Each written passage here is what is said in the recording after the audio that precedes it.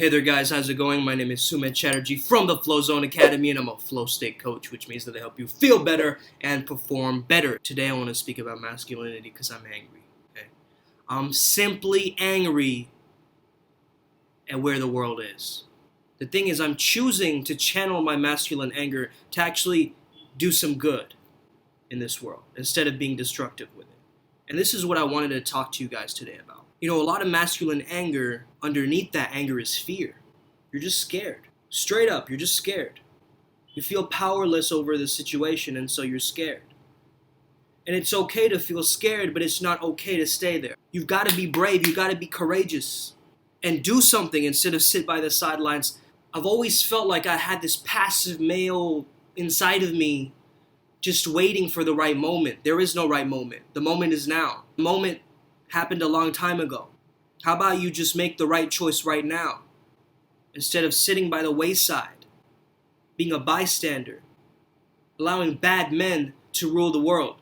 And you know, I'm open to healthy conversation. First of all, I want to give a disclaimer. This is my opinion, okay? I'm open to healthy debate. So if any feminists come at me with a pitchfork, you know why. You've heard the quote, right? Hard times create strong men. Strong men create good times create weak men. And where we're at now, it seems like weak men create hard times. So it's a cycle. And the solution seems obvious, right? Get rid of toxic masculinity. Get rid of toxic masculinity, right? Make men less toxic. Make men less masculine. Make men more like women. This is dangerous thinking. Do you understand that? It's dangerous because you're going against biology. When you make and you shame men to be more like women, you don't get less toxic masculinity. You get more. Why? Because they're suppressing and repressing their innate masculine desire. They're suppressing their natural Spartan instinct. You get what I'm saying? We've got to be the Spartan and the Buddha together. The solution to toxic masculinity is not less masculinity, it's better masculinity. So you gotta channel and embrace your masculinity in a way that's productive and healthy, not destructive and unhealthy. Straight up. Passive men deny this part of their nature. They don't think they have any responsibility. You know, back in the day, we used to live in a world of values, virtues, principles.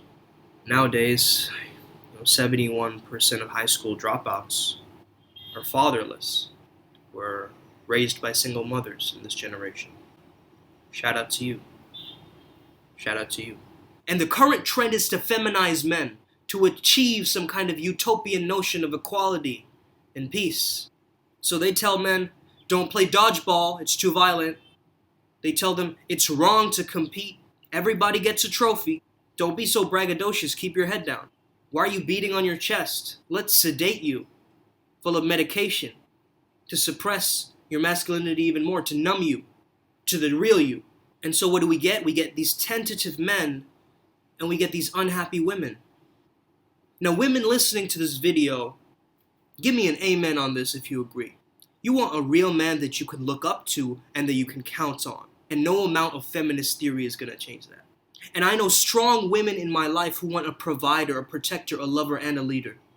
I'm talking to the divine feminine goddesses out there, the fully integrated feminine. Ambition, aggression, and violence can't be removed from the male psyche. They can only be harnessed when they can be. They're supposed to be tools for good, not harm. So we see these news events happening of incels and rape and murder and pillaging, just like the Vikings did. I'm reminded of C.S. Lewis. By intellect, man is mere spirit, and by his appetite, a mere animal. We gotta have both. Gotta have both. You gotta have spirit, and you gotta have that animal in you. If you suppress the animal within you, you'll have that spirit, but you'll be weak. But let's say you're only animal, and you have no spirit. We have this pushy guy. We have the destroyer, the tyrant. And you know what? The same masculine traits that can create destruction can also defeat tyranny. And the same masculine traits that can foster greed can also build economies. The same traits that make men take stupid risks get them to take heroic risks. So bad men don't become good when they stop being men, guys. Because what if you had a solid, positive male role model? Look at all these male role models that you have in your life right now. And take a cold, hard look at them. Is there one positive male role model? Maybe a few. Out of how many? That's when you know something is wrong. Something is inherently wrong with what we're doing. You don't want to be weak or you don't want to be wicked either. You want to be a spirit animal. If you're left with just one, you're either weak or you're wicked. But what about the warrior, the leader? And the thing is, you weak men, you're enabling bad men. You weak men, you're enabling bad men. You get what I'm saying? Because of your passivity, a rape is happening maybe, and you're not stopping it. Come on now. Is that really a way to protect your sisters, the mothers of the world? I give people respect when they earn my respect, straight up. But I believe everybody has it in them to transform and change too. But it's time we take a look at ourselves and where we're falling short. So that term used to trigger me, be a man. I used to hear it from my exes, and I came to understand, what is a real man? A real man, it's in the definition itself. He's real. He's pure, he's authentic. He's himself, he's fully integrated, he's the chosen one because he chose to be. So just because you're too scared of something, you're not going to stop it? Come on now. No, I have a story. I used to be in college, man. And I saw this guy molesting one of my friends on the dance floor right in front of me. And you think I didn't stop that? Even if I was going to get my teeth kicked in or my head bashed into a pole, I went in there. And I told him, come on, man. She said no. He's like, you want to dance? Whatever, blah, blah. I was like, come on, man. She said no. She said no, bro. Listen to her look at her body language. You know what he told me? He said, come on, man, what's your problem, bro? What's your problem? He's very drunk, right? Intoxicated, inebriated. And I simply made eye contact with him. You know what that eye contact said? I'm not the one with the problem. I'm not the one with the problem. Because I could ask you the same question, my friend. Some of you guys know who I'm talking. Some of my friends from college. But for real, guys. For real. Where are the positive men role models? We need more of you guys. We need you in the upward spiral gang because it's so important. Femininity is the soil that helps masculinity grow, and masculinity is the soil that helps femininity grow. So yeah, as guys, have some feminine traits there. Don't shame that, that's fine. But that doesn't mean to shame masculinity in general.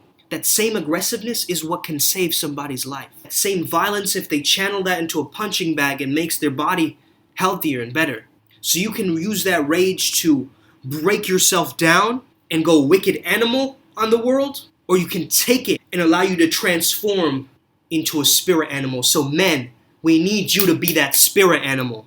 You are your own spirit animal, straight up. You are your own spirit animal. And your women's too. They're counting on you. They're straight up counting on you. And even if you are LGBTQ, T, W, X, Y, Z, still, there needs to be a balance. There needs to be a polarity.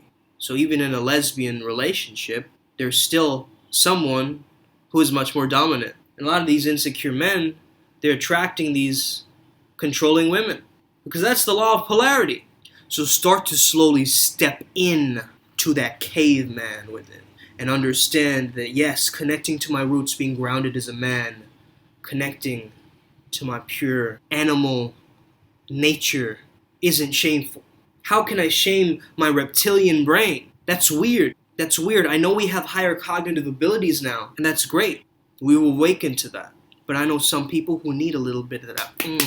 That need a little bit of that. That need this motivation. They need it. They need it to thrive. They need it to wake them up out of this trance, this zombie-like state of like, you're scrolling, but are you even checking what you're looking at? Or are you under hypnosis? First booty pic, second booty pic, third booty pic, fourth booty pic. So my point is, harness your masculinity. Use it to empower others, not to put others down. And slowly start to see yourself as a fully integrated being. You can lift a car up to vandalize the car, or you can lift the car up to save a small child trapped underneath that car. So that strength is still applicable. But it's like, what are you using it for? We need to bring discipline back into our lives. And you know that's true. Thank you for being my therapy today. Have an amazing day. May the flow be with you and stay legendary.